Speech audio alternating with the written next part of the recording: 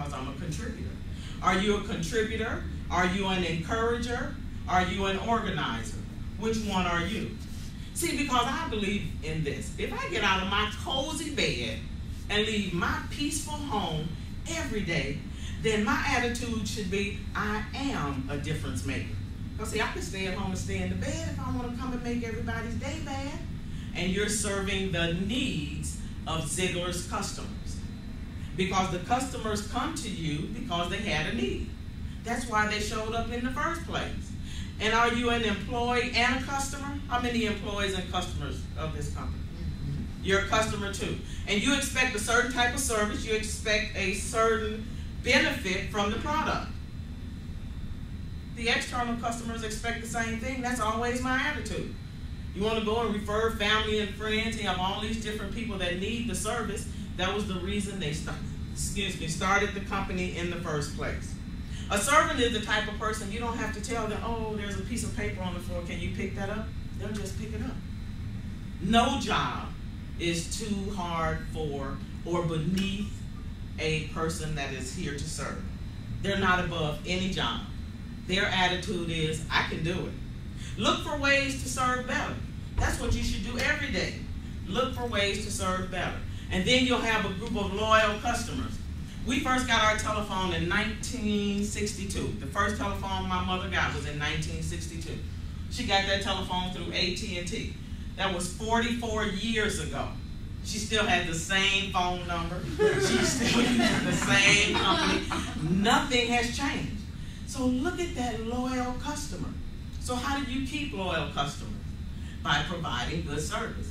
So you can't come to work with your bad attitude. I can't get up and have a bad attitude, otherwise we'll starve. Okay?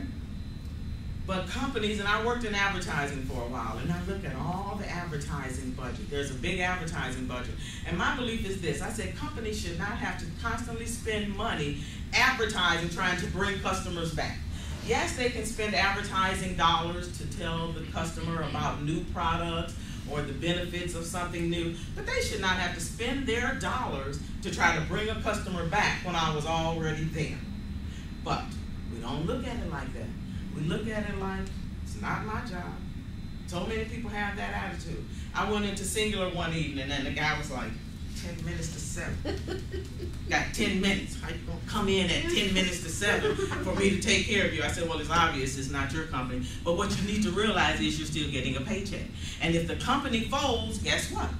You fold. And then you wonder why the company folded. Well, what kind of service were you giving?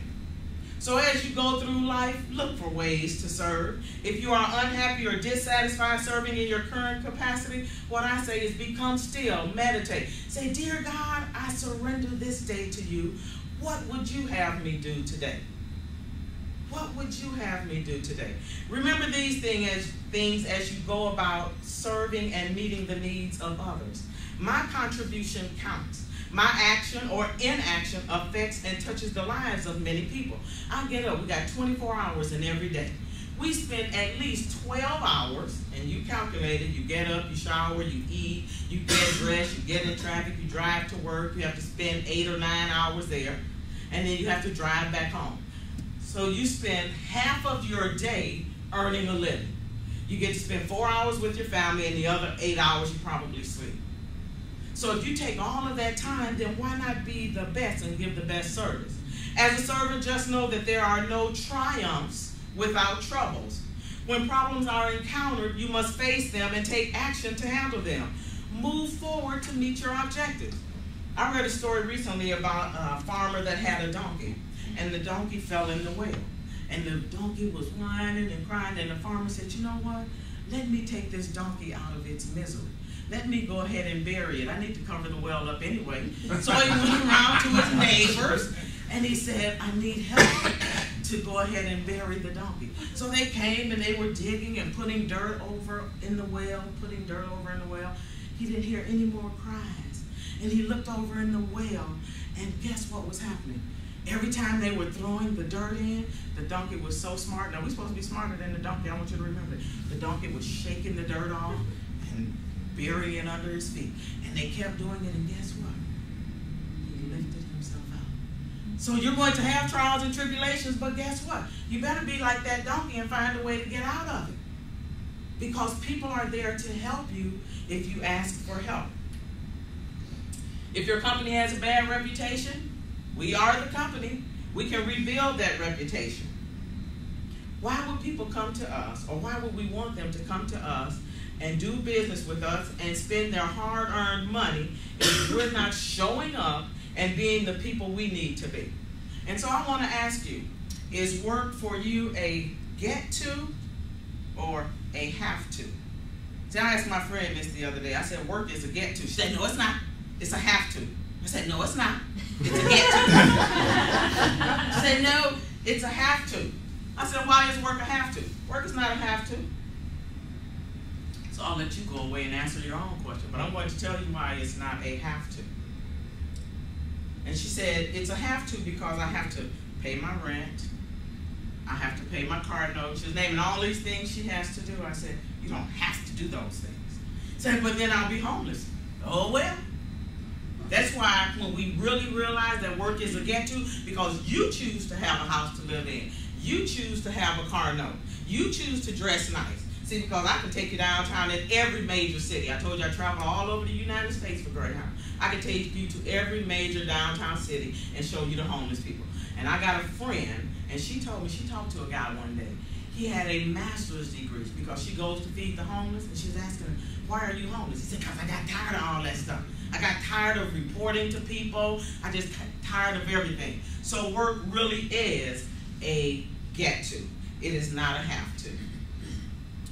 The other thing I thought about, the reason it makes such a difference in our lives, and you know Titanic has been on all week. Everybody here like Titanic? Yeah. And the reason you want to make sure you're giving 100%.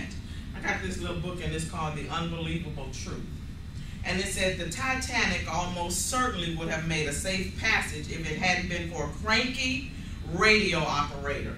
A passing ship, the Californian, warned John George Phillips of the potential danger. However, Phillips was tired, still had dozens of messages to send for passengers, and told the Californian, leave me alone. 40 minutes later, at 11:40 p.m. on April 14, 1912, the ship struck an iceberg.